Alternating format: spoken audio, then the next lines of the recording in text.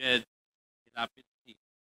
May dalawang beses na kinuha ng PDEA, if I remember it right. One, when you went to the apartment, kinuha siya. And in January 4, 2005, pinuntahan ulit siya at kinuha ninyo siya. And after that, hindi na siya nakalabas. Yun ang katotohanan. And it is on record ng PDEA blatter na binabasa ko. And I do not know the reason why. You do not know. Parehas tayo nanggaling sa police, di ba? You are more ranking than Colonel Acerto. Tama. Pareho lang kami nun, Mr. Chair. O, pero yung issue ay drugs. Tama? Yes, Mr. Chair. And pursuant to the law, lahat ng operation ng police tungkol sa illegal drugs, it should be coordinated with PDEA. Pursuant to the law. Tama? Yes, Mr. Chair. So in other words, sa joint operation na binabanggit mo, ikaw ang overall ground commander. Yes, Mr. Chair. And you are the one responsible for what your men will do and will not do. Tama? Yes, Mr. Under Chair. the principle of command responsibility. O bakit Yes. dinideny mo ngayon na hindi mo alam? You should accept responsibility for all the things that your people did outside the bounds of law. Di ba? Turo sa atin yan eh. And now, here, naririnig ko yung sagot mo kay SDS.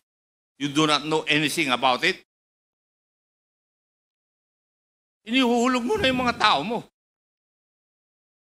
And that is not supposed to be the case for a commander. Di ba? Kaya sagutin mo si Juan, si SDS ng tama. You are the overall commander of the joint operation. Kung ano man ang mali doon, sagot mo dapat. Kasi ikaw ang commander eh. Yes, Mr. Chair. Yes, answer the questions of the SDS properly. Kasi nagtataka ako. Parehas tayo ng pinanggalingan. Pero hindi ganyan yung pagkaturo sa akin. Thank you, Mr. Chair. Thank you, Congressman Akop. With the indulgence again of Congressman Okay, I will give the Gonzales. floor to Chairman Okay, Taraps. Congressman Paduano, you are recognized. Chairman, anyway, naunahan lang ako ni Chairman Akop. Kasi, General Wilkins, eto, last warning ko sa iyo sa nangyari, you're lying. Oh, gusto mo i-cite ko na? Paano pa yung mukha mo eh? You're not respecting this committee. And I warn you, this will be the last. Kanina nang tinatanong kita, akala mo hindi kita babalikan? Now you admit that is all about your command responsibility. Well, in fact, magtuturuan na, Acerto, dinideny mo. Of course, your words against the words of Acerto. Now, eto si Jed. Did you really interrogate personally, Jed Hilapel? Yun nga, Mr. Chair, hindi ko kasi maalala na kinausap ko siya. Basta ang alam ko, nasa opisina siya, Mr. Chair. Ayun And yung I problema. don't lie, Mr. Chair. You're not lying, you lie. Just a few minutes ago. Sa harap ko. Sinabi mo na that authority was delegated to your personnel. Yes, Nung Mr. Chair. Nung tinanong ka ni Chairman Akop, inamin mo. Question of command responsibility. Are you not lying? No, Mr. Chair. Also, Mr. Chairman, with that, I move to cite in contempt General Wilkins. Pasensyahan po tayo dito. In violation of Section C, Section 11, letter C, of our rules. So move, Mr. Chairman. Pinagbigyan na nga kita. Yun pa ang sagot mo? There is a motion to cite in contempt General Wilkins Villanueva. So, Wilkins, ilang buwan yung sinorveillance si Alan C? 3 months, Mr. Chair. So, dun ba sa 3 months na surveillance ninyo, hindi nyo na nakita o narinig na lagi niyang kausap si Michael Yang? Wala, Mr. Chair eh. So, hindi... Honestly, Mr. Chair, kung alam ni Asierto at alam ko na involved si Michael Yang, Mr. Chair, hindi makakalusot si Hindi, Michael pero Yang. ganito, sabi mo kanina, it was a joint operation Yes, between Mr. the Chair. PIDEA at saka AIDSOT, correct? Yes, Mr. Chair. PIDEA, represented by you and your team, at si PIDEG o si AIDSOT, represented by Colonel Asierto at Yes. saka yung team niya. Yes, Mr. Chair. Pero dun sa report ni Colonel Asierto, at lagi niyang sinasabi sa atin na meron siyang intelligence report against Michael Yang. Hindi ba niya shinare sa iyo yung information, yung intel na yan? Yun nga ang problema sa kanya, Mr. Chair eh. Kasi during the time na magkasama kami, wala namang Michael Yang kami. Kasi if it was a joint operation, sabi niya may Michael Yang, sabi mo wala. Kaya napakahirap timbangin kung ano ba yung rito issue. But we will get to that more comprehensively in the next probably hearing, no? Mr. Chair, gusto ko lang pong sabihin kay Mr. Wilk, the last hearing that we had, nung sinasabi niya yung tungkol sa buhay mo, Mr. Wilkin, ako nagsalita, no? Di ba? Nasigawan pa nga kita sapagkat hindi mo naman sinasabi yung tungkol sa buhay mo eh. Pinagtatanggol mo si Michael Yang. Oh, tinan mo ugali mo. May ugali ka pang hindi maganda rito. Hindi mo kinakailangang magkaroon ng ganyang ugali. Sinasabi ko lang sa iyo ang totoo. At the time that you were actually telling us who you are and your family, you mentioned Michael Yang and you even protected him. Yun ang nakalagay. If you want, we could be able to get the record para makita dyan, malaman natin. Mr. Chairman, thank you. Okay, salamat, Congressman Abante. Yun lang, no? It still remains a puzzle to most of us, considering that merong joint operation, pero yung side ni Colonel Asierto, meron siyang intel against Michael Yang, and on the side of PIDEA, where most of it are your team, no? Team, kasama mo yan, pati si Carillo. Kayo nagsisurveillance kay Mr. Alan C. Doon sa surveillance nyo kay Alan C, sinabi mismo ng asawa ni Alan C na madalas silang pumupunta sa DCLA, kausap si Michael Yang. Pero sa inyong report, wala yun. Sige, please respond to that and then we will ask the next interpellator. Sige, yes, General Ito na nga Wilkins. kasi, Mr. Chair eh. Kasama ng team ko yung AIDSOT. Kung alam ni Asierto na merong Michael Yang, si Michael Yang makikita lang sa DCLA, Mr. Chair eh. Hindi naman nagtatago si Michael Yang during that time. Lumabas, Mr. Chair, si Michael Yang 2016. And so, sa akin, wala akong idea na involved si Michael Yang doon. Pero hindi na share sa iyo ni Colonel Wala, Asierto. Mr. Chair eh. So walang exchange of information kayo. On that Dumoy clandestine laboratory operation, Mr. Chair, ang target lang is Johnson Chua, Alan C., and Alex Kim. Alex Kim, Mr. Chair. Kung merong Michael Yang, Mr. Chair, na i-share dapat si Asierto, ang daling kunin sa ang daling puntahan sa DCLA. Hindi, kasi like example, no, ito si Alan C., Chinese citizen ito. Dumayo ng Pilipinas, napunta ng Davao. Ang kausap, mga Chinese. So definitely, if Alan C.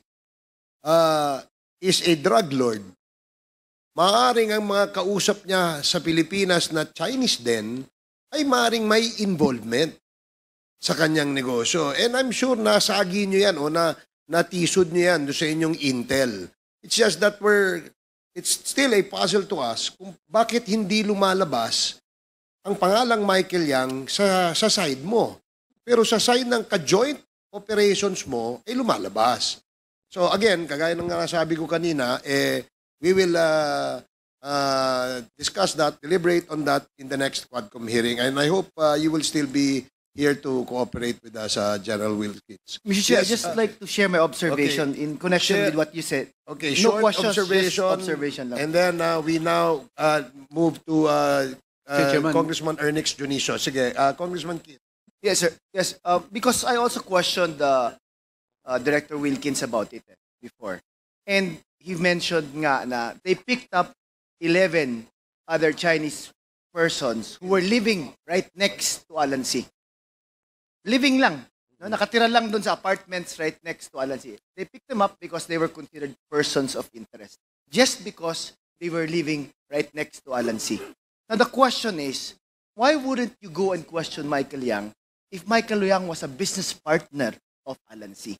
Pinick up mo nga yung mga kapitbahay lang na Chinese din.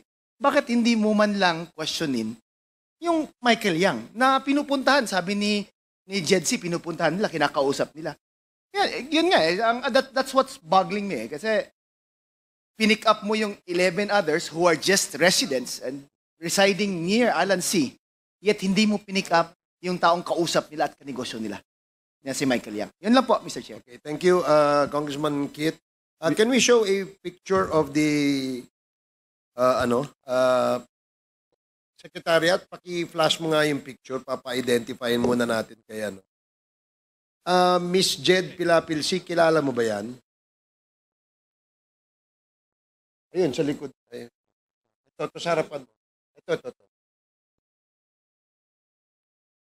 Yung mukha niya po, parang almost the same, parang ganyan. Kaya lang kasi yung picture niya, Kanino? parang madumi, ano ba yan? Kaninong mukha yan? Yan si Johnson Chua po. Okay, Johnson Chua. Okay, sige, salamat. Thank you, hindi yan madumi. Luma lang yung picture.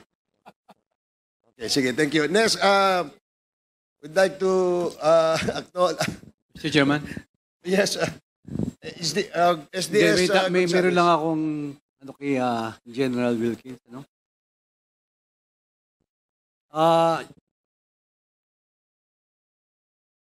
General Wilkins, nung dinetain niyo po si Jed, meron po kayong warrant of arrest? Wala po, Mr. Chair. Ano po ang basihan niyo? Bakit niyo ikinulong? Hindi naman kinulong, Mr. Chair. She was invited for interview. She was invited, but after the interview, ba't di niyo po pinalabas? Ano po ang basihan niyo? Bakit hindi niyo binalik? Yun nga, Mr. Chair. I cannot, since it's already delegated to my investigator, hindi ko alam kung ilang araw ba siya doon. Basta ang instruction ko is to conduct interview on Jed Pilapil because talagang person of interest siya, Mr. Chair. As to detaining her, no personal knowledge ako, Mr. Chair. Kasi magpa-follow up operation kami doon, Mr. Chair. During that time, we are busy conducting follow-up investigation and operation on other sites. Kung nasaan na ando ng mga warehouses, Mr. Chair. DG, ikaw ang head of the agency. Kailangan po alam nyo yun. Diba? So, kung yung mga subordinate nyo, in-interrogate siya, you will approve it. Kasi, hindi ho pa biro-biro to kasi kanina pa ako nakikinig. Kasi si Jed, si Ma'am Jed, nakulong siya na walang warrant of arrest. Parang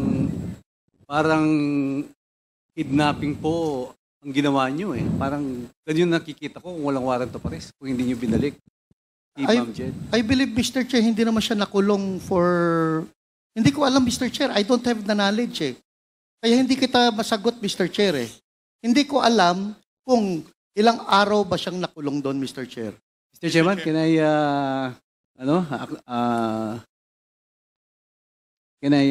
Yes, Congressman Ako. Congressman With the Ako. indulgence of SDS Gonzales. General Wilkins, si Madam General Wilkins Villanueva for violating Section 11, Paragraph C, refusal to answer relevant questions from the committee. This was duly seconded. And do I hear any objection? Hearing none, the motion is approved. Mr. Chairman, can I move for 1 minute suspension? 1 minute suspension. So far, sir, we do not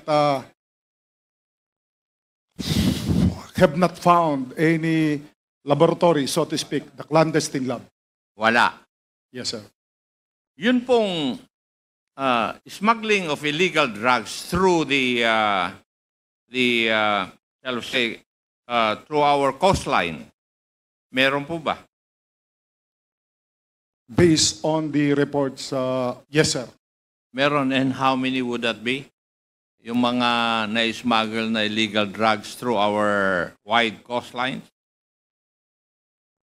I do not have, sir, the total, but there were many incidents where we discovered smuggled methamphetamine, to be specific, sir. Substantial ba yung amount of illegal drug? Yes, sir. Yes.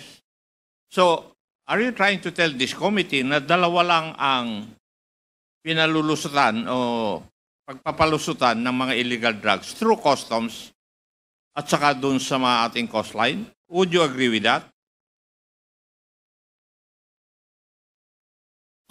We have ship side also, sir, other than the I know. customs. Would you agree with that? Yung akin na yun na lang ang daan kung bakit nakakapasok ang mga illegal drugs? Kasi dapat alam po nyo ito eh. Yeah, sir, I believe so, sir.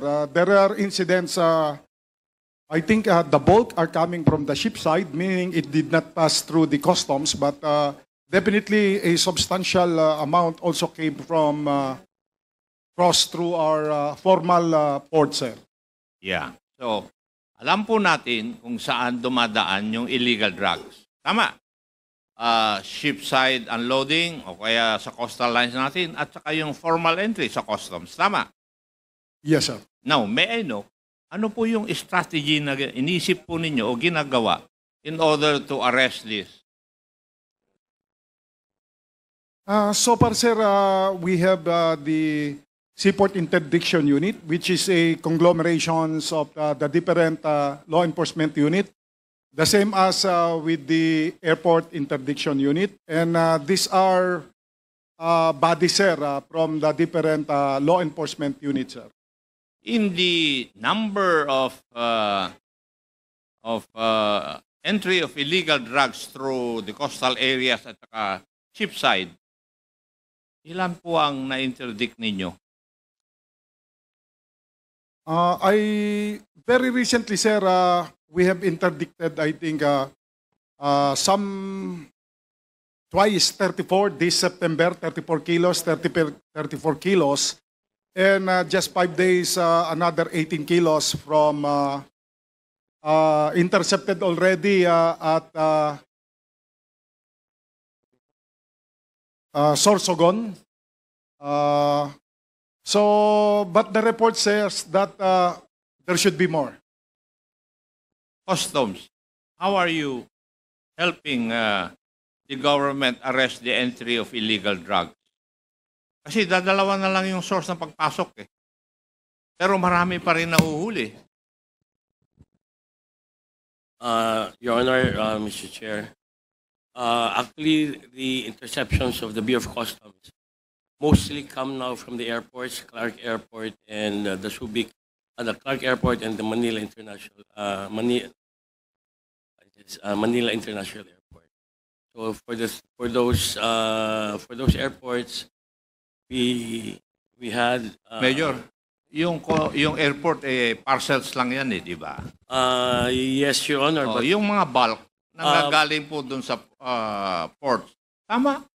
yeah, some were some passed through the ports before, Your Honor, but up to this date now, after the cases of the magnetic lifter and the one that was mixed with a certain powder, I forgot the name, that were the last big volume shipments of drugs which were intercepted at the port, Your Honor.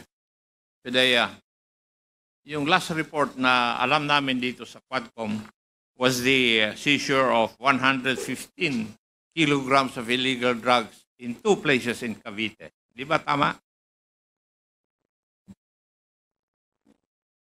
Dapat alam mo yun, Iho, dahil coordinated sa'yo yung operations eh. I'll find out, sir. Oh, ang nag-operate doon, PIDEG, ng Philippine National Police. According to our report, sir, it's 110 kilos. 110 o 115? 110 kilos. Dalawang lugar yun eh. According to the intelligence report, ang report doon is 500 kilograms yung pinasok. Yes, sir, I remember. Yes. There's 110 and not 5, it's 4. Di ba? Yes, sir. Yes. Ano? Kahit na may edad na ako, natatandaan ko pa yung naririnig ko dito sa committee na ito. Ano po? Di ba? So, in other words, malaki pa rin yung pumapasok. That gives me the reason why I'm asking for your strategy. Kasi, bakit ang lalaki pa rin yung pumapasok? According to that report, 500 kilograms yung kwan eh. According to intelligence report, yung iba, yung sobra sa 115 na yun na kilograms, ay sinavings. Alam mo rin yun siguro dahil intelligence report yun eh. Would you agree?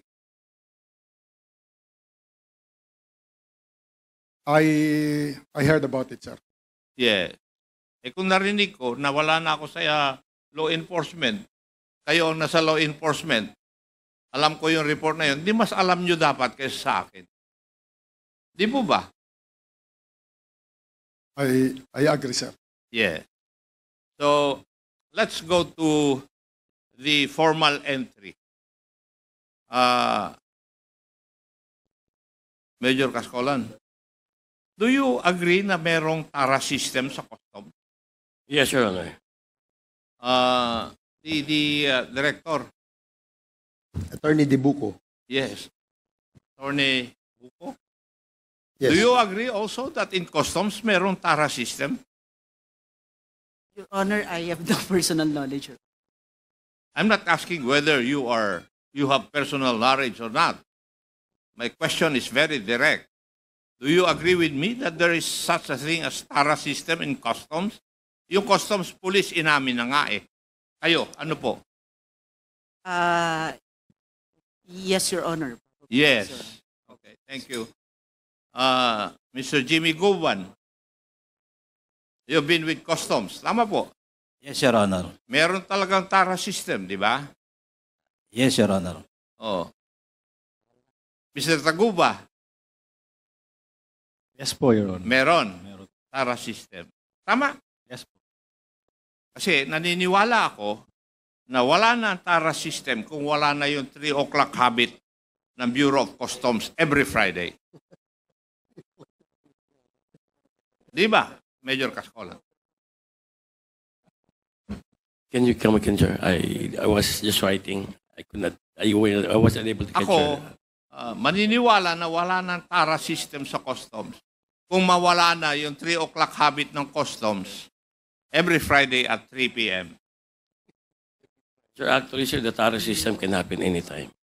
Can happen anytime. Hindi. Yes, Your Honor. They divide the loot at 3 p.m. every Friday. Would you agree with that, Mr. Guban?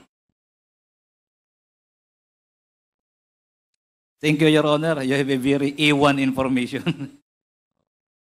Mr. Taguba, Yes po, Your Honor. lahat ng kausap mo na customs, pagdating ng bago alas 3, umaalis. At pumupunta uli sila sa opisina nila. Di ba? Yes po, Your Honor. Yes. Yun naman, no? Kaya, may TARA system talaga. Attorney. Pero, I'm telling you frankly, I've never been to the office of the customs. Malapit na ako mawala rito sa mundo, hindi pa ako nakapasok doon sa opisina ninyo. I have never had any transaction with customs. Pero ito, yung mga information na serbisyo pa ako. Up to now, these informations are coming to me. Totoo. Hindi po ba? Sinabi kanina, anong last meeting na si Dan Fernandez, nasa X-ray. Kaya nakakalusot, no? Nandun sa color coding system ninyo. It's yellow, red, at saka green. Tama po. O sagutin niyo ako. Kayo nakakaalam nito. Tama. Yellow, red, at saka green. May super green pa Sir, pala. actually, sir, just to explain, sir, the color system of the Bureau of Customs. In the computerized system of the Bureau of Customs, we have therein what they say as the enforcement screen, where the parameters for selecting green, red, yellow, orange shipments are. Tanong ko is, meron green, red, and yellow lanes. Tama? Yes, Your Honor. Yes. Kasi nandun ang sikreto. Yes, Your Honor. Kung nakinig po kayo sa sagot ni Mr. Taguba kanina doon sa mga katanungan, pag yellow-red, ang dadaanan mas marami. Pag green lane, mas kokonti yung dadaanan. Di ba, Mr. Taguba? Yun ang sagot mo kanina? Yes po, Kahit Your Honor. palis-alis ako, nakikinig ako doon sa kabila kasi nandun yung TV. Yes po. Yun ang sagot mo kanina Opo. Di ba? Na kung minsan yung green lane, 3 lang ang dadaanan. Hindi na dadaanan yung entry processing unit at saka assessment division. Tama po. Tama? Pero kung yellow at saka red, dadaanan yun. Yes po. Your Honor. Yes, nandun ang kuwan sekreto. Dahil kung gustong palusutin ng mga taga-customs, idadaan sa green lane o kaya super green lane. Tama, Mr. Chair? Yes. Ayun naman, oo. Kaya, legal man o illegal, may tara. Tama? Yes po, Your Honor. Yes. Kasi gusto ng customs na lahat may tara. Yes po, Your Honor. Now, that brings us to the issue, maski lahat ng mga kagamitan, mga agricultural products, tumataas ang presyo dahil dyan sa tara system na yan. Kasi ipapasa lahat dun sa hanggang sa consumer Di ba? Minention kanina ni Mr. Guban, yung rice. Kaya nga mataas ang presyo ng rice dahil pinapasa lahat.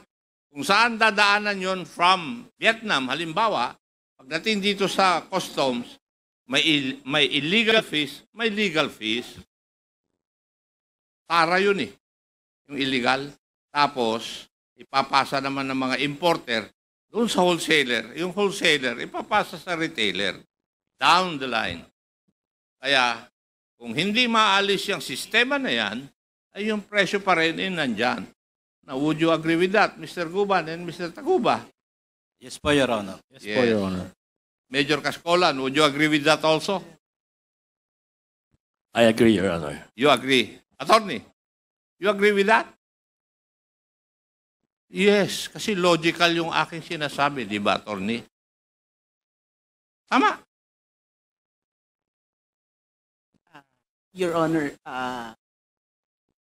Your Honor, I cannot. I have no personal knowledge. Alin? I have no personal knowledge. You have been with customs for how many years? Huh? 5, Your Honor. I've never been with customs and I know this. Attorney, you want me to cite you in contempt? No, Your Honor. Oh, do you answer me properly? Do you know that? Your Honor, I've heard of that, Your Honor, but personally, Your Honor, I'm with. So personally, you do not know, but you have heard of it. Yes, sir. Now, if you two, Major Cascolan and Attorney Boko, have heard of it, what are you doing about it? Your Honor, if somebody will complain, Your Honor, there is an investigation that is being So if conducted. there's no complainant, you wouldn't move. You wouldn't do anything. Is that what you're trying to tell this committee? Not necessarily, Your Honor. I beg your pardon? Not necessarily, Your Honor. Not necessarily. So, dapat may gagawin kayo. Yes, Your Honor. Kasi, yes, Your Honor. organisasyon yun na yan Yes, eh. Your Honor. Di ba? And yet you cannot tell me that you cannot or you're doing something about it. Your Honor, we are doing something about it. Like what? Your Honor, we are constantly reviewing our policies, Your Honor, our systems, Your Honor, to Attorney, minimize that. sabi ko nga eh, malapit na ako mawala dito sa mundo. Hanggang ngayon, yung pa rin ang report na natatanggap ko. Even when I was still in the service.